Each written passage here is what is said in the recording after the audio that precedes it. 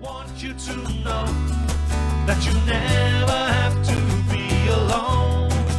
I want you to know someone's always here for you, and I hope you believe it's me. Yes, I hope you believe it's me. Oh, I hope you believe it's me.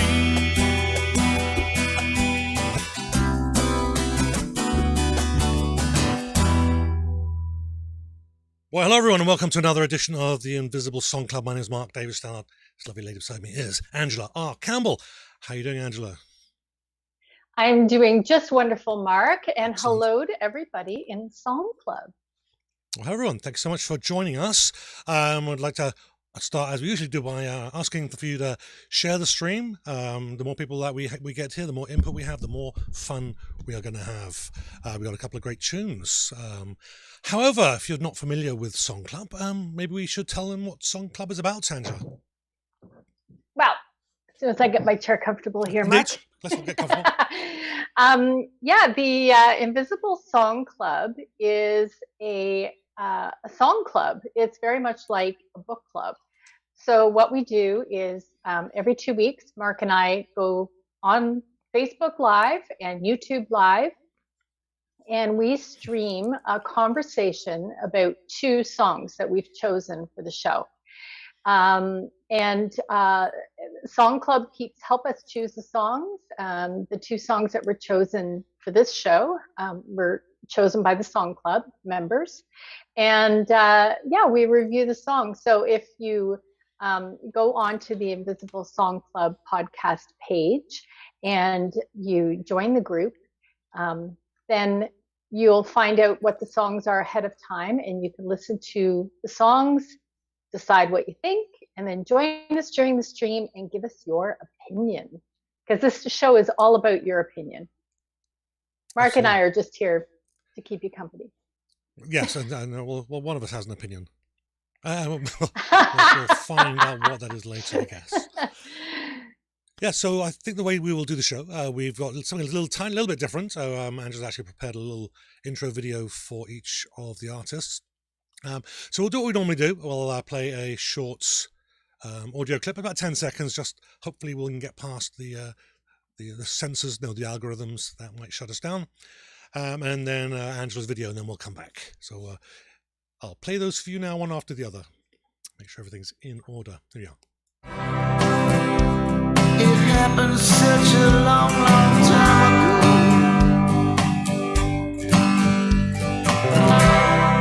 Feels like it happened just the other day. It was a lonely Friday.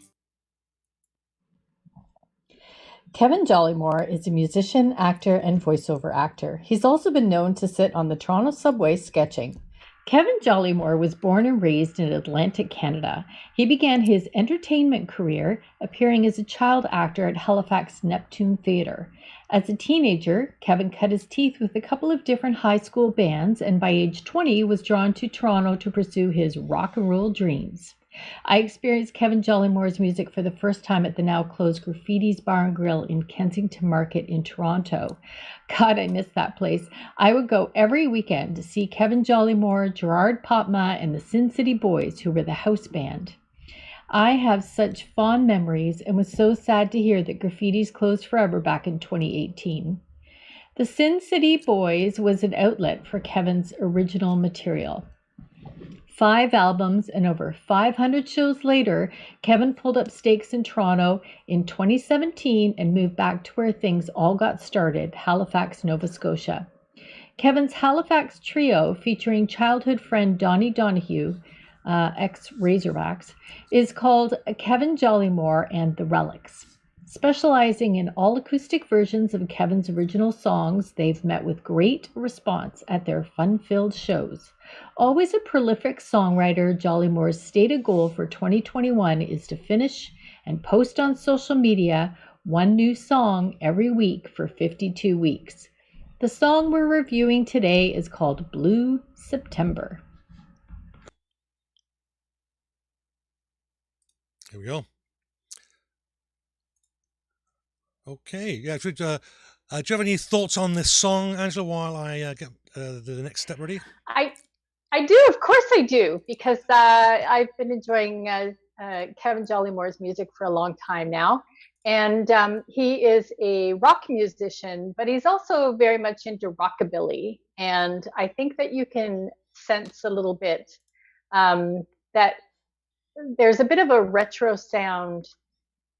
What do I mean by retro? I mean retro like, early rock, rockabilly rock type retro in this song. I can hear it. I don't know if anyone else can.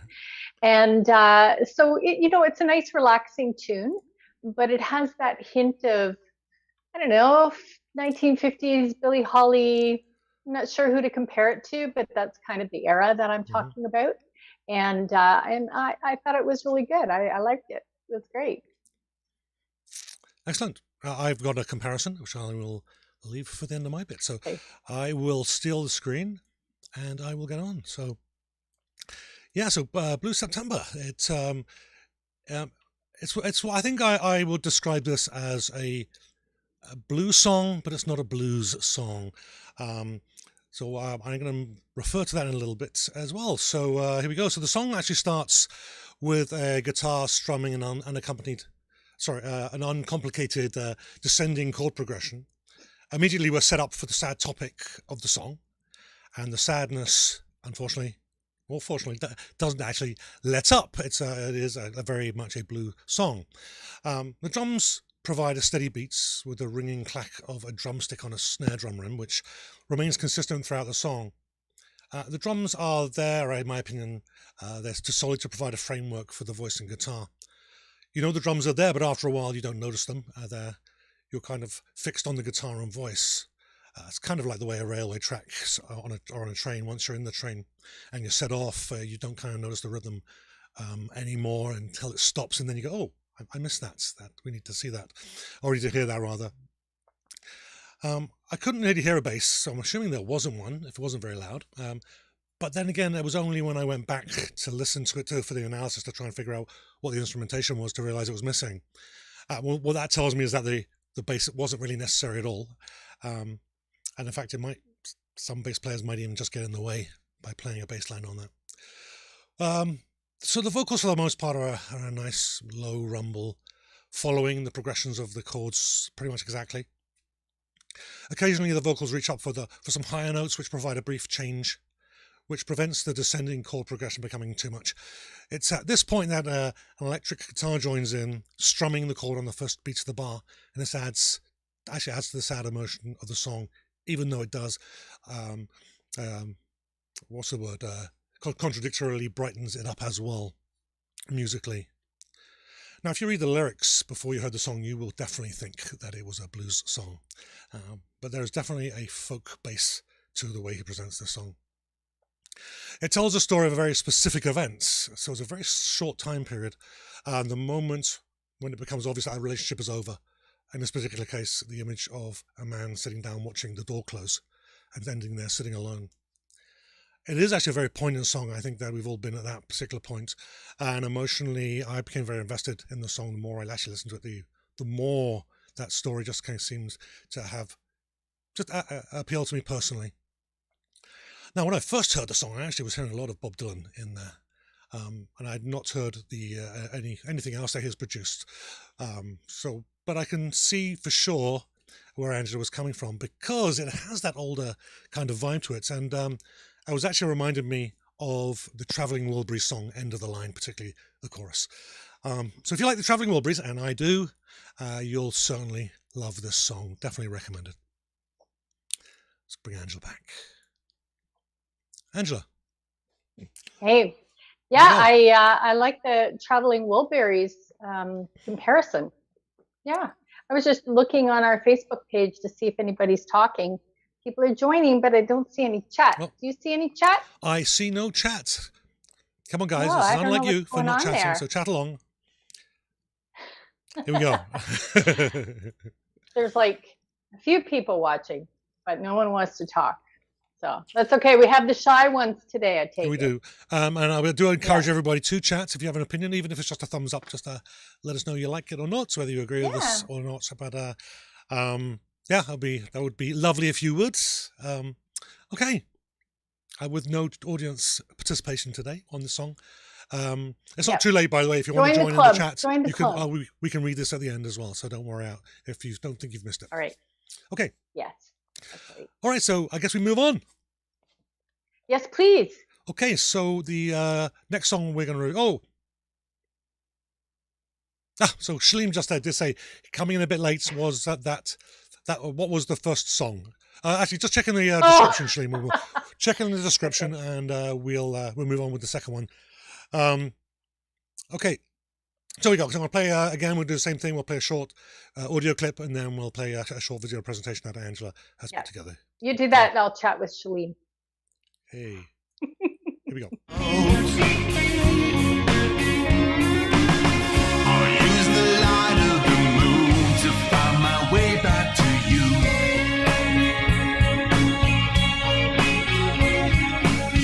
I'll see you soon, then let's step back, close, get the firm grip on me.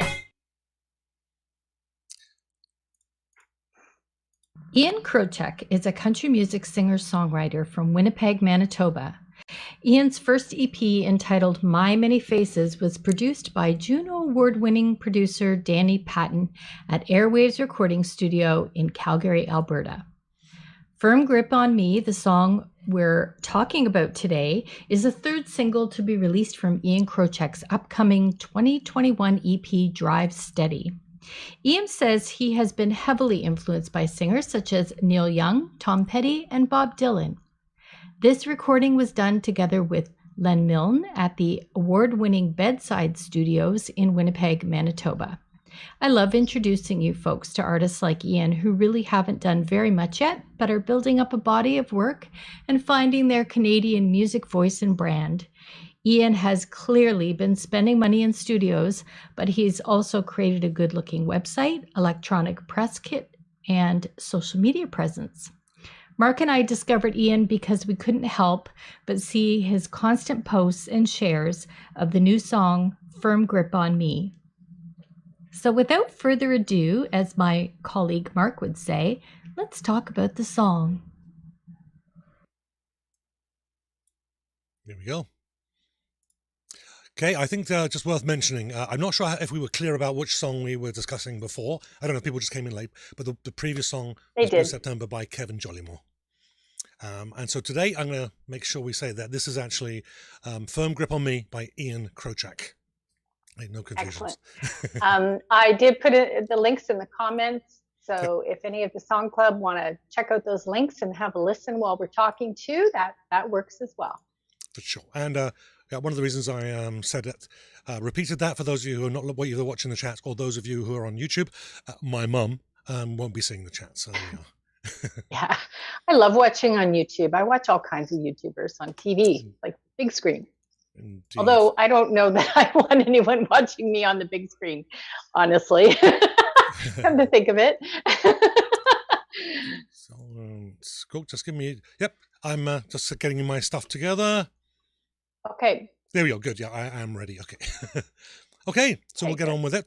There was a comment, at least one comment about the previous song, so we'll read all the comments at the end. Okay. Okay, so I'll steal the screen again. Right. Here we go. So, Firm Grip on Me by Ian Krochak. The song actually starts right away with the gentle lead guitar playing a simple melody. And, of course, it has the expected steel guitar one finds in many country songs. The drum beat is comfortable. It's a familiar rhythm, tying the instrumentation together. But the drums are actually fairly up front. They're quite forward, rather than them hiding in the back. And they do kind of lead the way through the song rather than act as a guide. The steel guitar sings out pretty much from the start, and the lead guitar continues to play throughout the verse, noodling between vocals. The two, I might have argued before I heard the song, would clash or get in each other's way, but they don't. It's very, very carefully done, where they are working very well together. Now, what I would say, I think, is that the chorus actually does sneak up on us. The verse doesn't really leave us with enough tension for the chorus to jump out immediately. And the chorus doesn't, the way it begins, doesn't sound that different from the verse. The verse actually resolves a lot of the tension in the first few notes. It builds its own tension and resolves in the verse, which is kind of unusual. And then it builds that tension. It comes back to the tonic, to the root notes, leaving us satisfied at the end of the verse. So when the chorus starts, at first it just feels like a verse is starting, but the lyrics change a little bit, and the melody of the first line fairly quickly becomes something different, and then you realize, oh, this is actually the chorus. Backing vocals come in and add some emphasis, but rather than focus on the matter of fact elements of packing up and getting into a truck and going on a road trip, the chorus becomes a little bit more wistful, mentioning the moonlight. And then it kind of ends with a little bit of doubt. It's not this, oh yeah, I'm coming for you, baby, you can count on me. There's definitely a little bit of realistic doubt in there. So what I mean by that is like, I'm coming, but something out of my control might stop me. Is kind of seems to be the message there. A bit more of a mature song than what a younger man might write. Yeah, I'll bring you the moon, but you know it's not possible. But as you get older, you realize some things are going to possibly get in the way, and just trying to be a little bit reasonable. So the chorus actually does build up its own tension and musically resolves it as well. But it's not really quite finalized. There's a little unsatisfying at the end because the last line of the chorus does not rhyme. Now, to my ear, the last line should rhyme, and there's something missing. But that actually causes something odd to happen on multiple listenings. It actually creates that tension. Creates a little bit more tension that adds to the next verse and makes the next verse just a little bit more meaningful. So that when the tension is resolved in the verse, it's just that little bit more. That verse just adds that little bit more. Now, I don't know how intentional that was, but it works. I've said before, artists, when they do these kinds of things, they do it because it feels good, and they're not really, it's a pretentious SOBs like me that dig in and try and break it down, that might find the stuff. But there is a talent in putting a song together or some art form together and make it presentable and enjoyable for other people. So I don't know how much was intentional, but it was very well done. Now, just over about halfway through, the bridge starts and the melody changes and it swells up. And as one would expect the bridge to do mid-song, there's nothing really particularly unique about the bridge.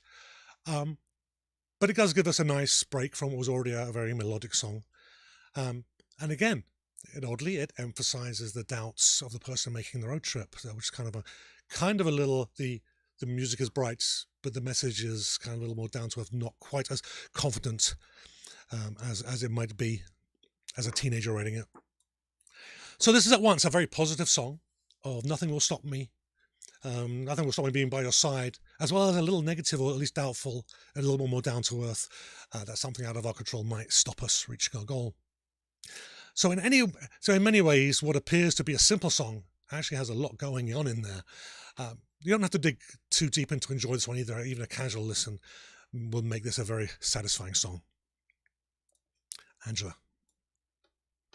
Hey.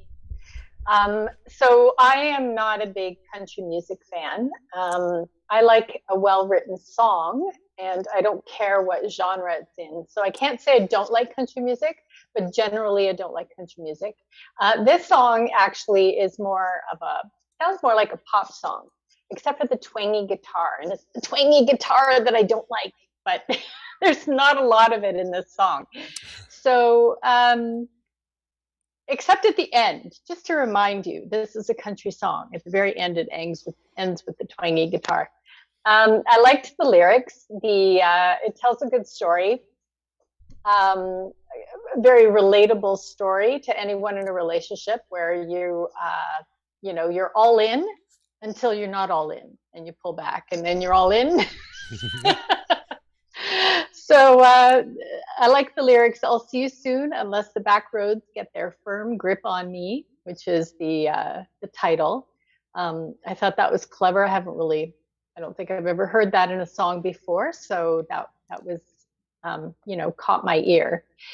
And I liked it. This is the first song I've ever heard from Ian Krochak. Like I said, he is a new artist on the scene, and well done. I liked it. It's good. Yes, actually, Ian we had him on the Invisible Man show a few months back, and then we Mhm. invited him back with a group of others to play some music, and he's going to be on again in February 20th to play some more songs. We've got a few Oh. acts on at once, so it'll be a very musical show. So that's February 20th. Anyhow, Okay. what Put I it on will my say- calendar.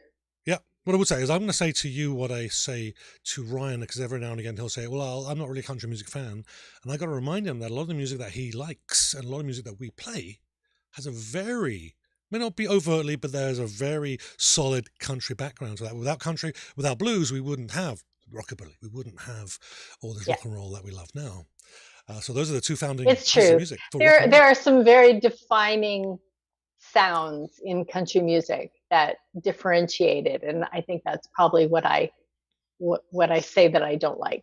Yeah. But generally, it's fine. Yeah, no, I can understand that. I mean, there are Lots of good songs. Now, there are some very repetitive musical phrases, and they just get boring. It doesn't matter what genre you are. And then there's a lot of country music's quite renowned for that people are playing pretty much the same three chords and then singing pretty much the same three songs. That's probably why. Yeah. Let's go back and listen to the 1960s Chuck Berry. Just you can play his songs on top of each other and they sound the same. Right. Yeah. If it's a genre that you love, you can listen to different songs by different artists and they can be almost the same song and you don't care. You love it anyway because you love that genre. So, if it works, it works. Yep. So we'll get into the audience. We have had a comment. Shalim has joined us a little late and he does have a comment about the previous song, which we'll read afterwards. Okay, so Shalim says, the best parts of the song are the lyrics, which tells a story, and the music. The combination makes you want to hear it over and over again. Fine musicianship, vocals, and production. The lyric video is also appealing with animation. The song makes me feel heartfelt emotions, which is something a lot of songs don't achieve. So thanks, Shalim. Oh, and he says, I will be going onto iTunes to buy Ian's song. Oh, very nice. Very nice. Okay, and Marty Green, thanks for joining us, Marty, there. Listened to Ian Krochak twice. Didn't get it. Not my idea of country. Okay, fair enough. It is not a traditional country song. It's not a Dolly Parton tune, that's for sure. Although Dolly Parton's written some great I songs. had the same impression. It's not completely a country song. Yeah, but that's okay. Dolly Parton's written one of the best songs ever written. Love is Like a Butterfly. Go listen to it. It makes me cry every time. Anyhow. Okay, that's all the comments that we have for that song. Did you want to add anything before we go back and read Shalim's song about comments about the previous one? No, you go ahead. I'm not finding any more comments that I want to read, so go ahead. Okay, perfect. So Shalim says about the previous song, which was Kevin Jollimore, Blue September. Beauty in its overall simplicity, and more appealing with each listen. Vocals speak authenticity to me, which is of paramount importance for this style of music. Would like to hear more. There we are. And I haven't seen any more. Okay, I think we're at the end of the comments. So if you've got any more, we've still got a couple of seconds to get through. If you're out there. Oh, excuse me. That's what you get when you down your coffee. Okay. So what did you think of my little slideshow intros? I just thought that would be a little more interesting than just me talking. And I always have to read when I talk, so I don't really look at the camera when I talk. And I just thought the slideshow was better. But comments from the peanut gallery? Yeah, for me, they were nice. Added a little bit of better than a talking head, I guess. I mean, you have a lovely head and all that, but but I think it worked. Good. Yeah, I was watching some YouTubers, and they had a show similar to us, but they threw in some slideshows, and I thought that's much more interesting. Yeah, just adds a little spice. Yeah, but Shalim liked the slideshow intro. Oh, good. Okay. Oh, Marty Green, yeah, I personally know Kevin Jollimore. Like, he's not a friend, but I have been a fan, and I've gone to his shows, and I've met him in person. And he's so entertaining. Like, I was really thrilled, actually, to cover one of his songs here at the Invisible Song Club. And he's moved out to the East Coast, and he's doing some stuff on his own now. Plus, he's joined another chap to have a little live band once we're allowed to go live again. So yeah, it was really fun to see that old name pop up and all the memories that came with it. But music does that, right? Music brings back the past. Oh, for sure. In both a good way and a bad way sometimes. Yeah. We do have actually a couple of comments. So Marty Green says that you talk about how the guy's ambivalent about whether he's in or out. Talking about Ian's song. You can do it in country, but only if you really do it well. Resolve it or don't resolve it, but just don't leave it ambiguous. Oh, okay. All right. Marty is a very good musician, actually. Nice. So yeah, he's going to have strong opinions being a musician, just like you, Mark. Indeed. Yeah, I think we're good. Sure. And Shaleem says, thanks to both of you for the effort you put into today. It's very apparent. So thank you, Shaleem. Oh, we have fun, don't we, Mark? It's we fun. do, yes. I love getting together with you. Every couple of weeks is better, though. Every week was getting a little exhausting, but every couple of weeks, this is fun. Yep, I get a nap every Sunday afternoon, every other Sunday afternoon. Okay. Yeah, well, that's good since you have so many shows on the go. It's good that you get a nap in.